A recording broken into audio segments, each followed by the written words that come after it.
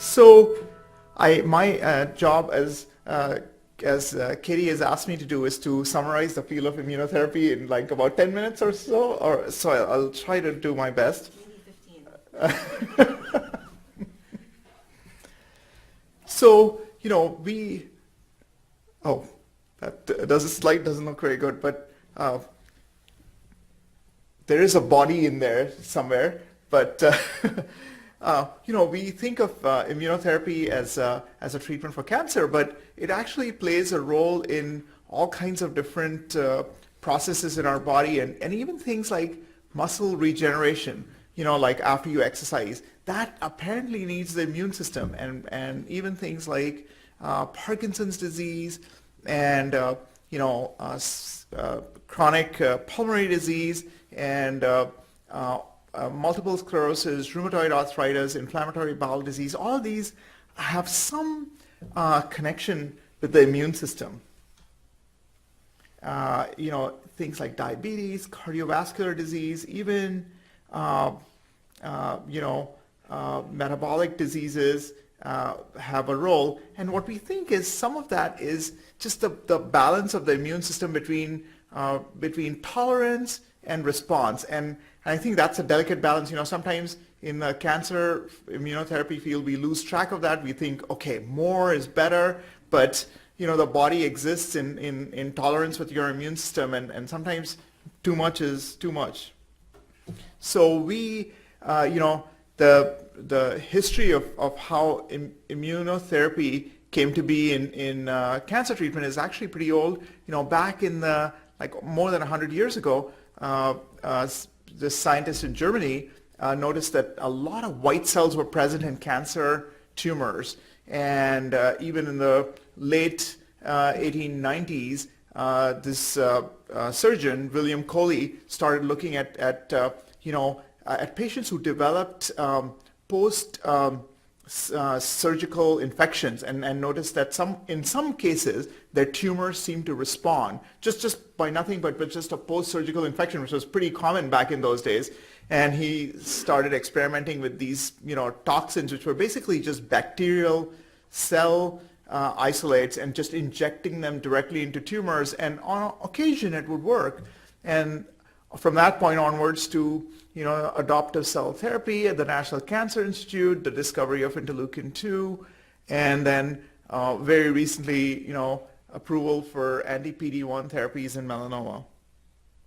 So what we think today is that a lot of tumors, when they start growing and dying, their presence is sensed by these dendritic cells in the tumor microenvironment, and then the DCs, once they get stimulated, basically move along the lymph vessels into the lymph nodes, where they basically just lie in wait for the right kind of T cell to come through. And once they find the right kind of T cell, remember, each T cell in your body has only one single T cell receptor. So there's typically, like in my case, let's say I have about 100 million different types of T cell receptor. So that DC has to lay in wait to find the right T cell. And once it finds that T cell, it stimulates the T cell. The T cell starts proliferating and then migrates into the tumor, back into the tumor, where it starts trying to kill the tumor. So we have several opportunities for improving this process, either cancer vaccines, as Dr. Trong was saying, at this point, or checkpoint blockade, which ipilimumab is thought to work in the lymph nodes at this priming step, or nivolumab and pembrolizumab are thought to work here at the state of checkpoint blockade. And in some cases, people, not so much in melanoma, but in leukemia and pediatric malignancies, people are looking at adoptive cell therapy, where essentially, if all of this stuff doesn't work, you could just create T cells, just engineer T cells, put them back into the body, and then those T cells can start killing, and that works well in things like myeloma and some other types of cancer. In solid tumor malignancies, it's been hard to come up with a good strategy, just because solid tumors have changed so much that if you put in a one specific T cell, one specific type of T cell, the cancer can change. And so when we talk about checkpoint blockade, basically we are talking about two different types of checkpoint blockade, either the priming phase in the lymph node or the effector phase in the tumor. And this is, basically the drug we have to use here is ipilimumab or Yervoy, and over here it's these PD-1 inhibitors like nivolumab or pembrolizumab are used. And how effective is this strategy? Well, it varies. It varies depending on the kind of cancer you have, basically. And so you could see that in melanoma, and these are waterfall plots. I apologize for this kind of lapse into jargon here, but these are waterfall plots. So the more you have below this line, the more effective it is. So in melanoma, we think about 2/3 of patients will have some kind of benefit to these agents. But if you look at thyroid cancer or salivary cancer, you could see that like maybe only 20% of people have a benefit, or cervical cancer. So it varies. Like ovarian cancer is not very, much benefited, but Hodgkin's lymphoma, you could see that almost 90% or close to 100% of patients have some kind of benefit. Stomach cancer, it's about 50-50. Triple negative breast cancer, maybe about 1/3 or so. And so it depends on what kind of cancer you have, how much benefit, how much bang you get from these PD-1 drugs. So if you look at in melanoma specifically, what we see is, and this is from one of the early clinical trials, you could see that if you start off with 100 patients or 100% of patients at the start, you could see that a certain percentage of patients, maybe about 40% of patients, do not benefit. And of the patients who benefit, some will recur over time, but you do end up with a certain percentage of patients. We are now following patients who were treated, in 2011, and we have some patients who are off treatment since December 2014, and still, as far as we can tell today, are doing well. They're off treatment. They have no evidence of disease. So I think it's hard to say whether they're cured, but we could say for sure that they have complete responses and they have lasting complete responses. And that's the kind of data that has made it the choice between targeted therapy and immunotherapy. You essentially comes down to this fact that targeted therapy may work better to start off with, but ultimately over time, more lasting, I think, are immunotherapy responses. And so if you look to see what types of patients respond to immunotherapy, essentially they have tumors like these, tumors that have a lot of T cells in them, a lot of PD-1, a lot of PD-L1, and then patients who don't respond have tumors like these, cold tumors where you don't have a lot of immune infiltration going on. So one major study that's been done recently that has a lot of impact, I think, in our field is this 067 study, where patients were randomized to using both of these checkpoints, Nivo and Ipi, or just Nivo or just Ipi. And if you look at the results, basically what it's shown is that using the combination, that's the orange graph here, the Nivo Ipi seems to be superior to using just Nivo alone, and definitely much superior to using Ipi alone. So I think that has led to this thought that maybe you can combine the checkpoints, maybe you can get more bang with the combination than you can get with a single agent alone.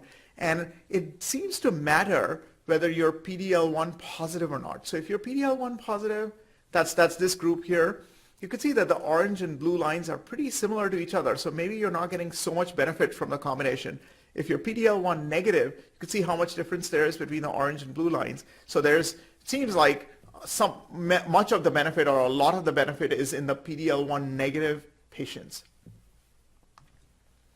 So is this a free lunch? No, not really. There is side effects to immunotherapy. In some cases, there's some very serious side effects to immunotherapy. And you could see that there's a lot of patients who will either have, what in our jargon is called grade 3 or 4 adverse events. And these are basically life-threatening side effects. So if you look at ipilimumab or Yervoy, it's about 27%. If you look at nivolumab, it's about 13%. For pembrolizumab, it's 13.5%. But the combination of ipilimumab and nivolumab, it's almost 56% of patients. So more than half of the patients are going to have a life-threatening side effect. So it's not a trivial problem. And these side effects can include lung inflammation, stomach inflammation or diarrhea, skin rashes, endocrine side effects, as well as liver side effects. And I haven't mentioned this on this graph here, but you can have neurologic problems, you can have heart problems, which are rare but serious and life-threatening in some cases. So what about the skin? I know Dr. Sweater is right here, Dr. Ortiz is here too.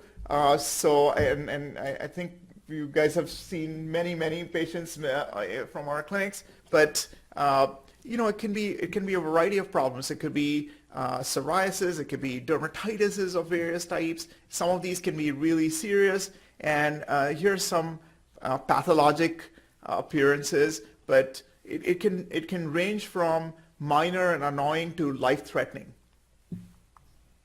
Another thing that we fear a lot with these immune therapies is colitis and diarrhea. Lately we've been seeing a lot, and I know Lauren is right here. We've one of our clinical trials is associated with a lot of colitis and diarrhea, and this is the appearance of the colon. It kind of looks red and inflamed. There can be a lot of diarrhea, and then it can be accompanied by cramping, bleeding, and it can take some serious effort sometimes to get this under control, and that can include extended times with steroids, basically, and immune suppressant drugs.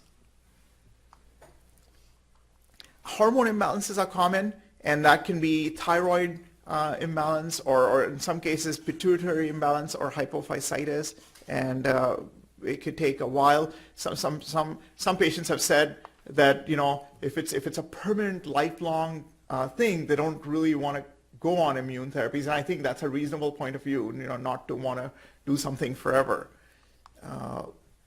So I think the big problem today is that what do we do with patients who don't respond to these inhibitors? And so when somebody responds, like this patient did, we know that these patients have these hot tumors or T-cell inflamed tumors. The folks who progress on treatment, they have these, today we are calling cold tumors. So what are we supposed to do with them? And what's the next step forward with immunotherapy? I think one idea, and something that we are interested in, is looking at local therapies and interleukin-12. I'm a big fan of interleukin-12, and this is a patient who was on interleukin-12 and had progressed on treatment and has subsequently had a nice response to interleukin-12. Not everybody in that study responded, but you could see that the patient who had a complete response had a nice, we started off with a cold tumor, but ended up with a hot tumor.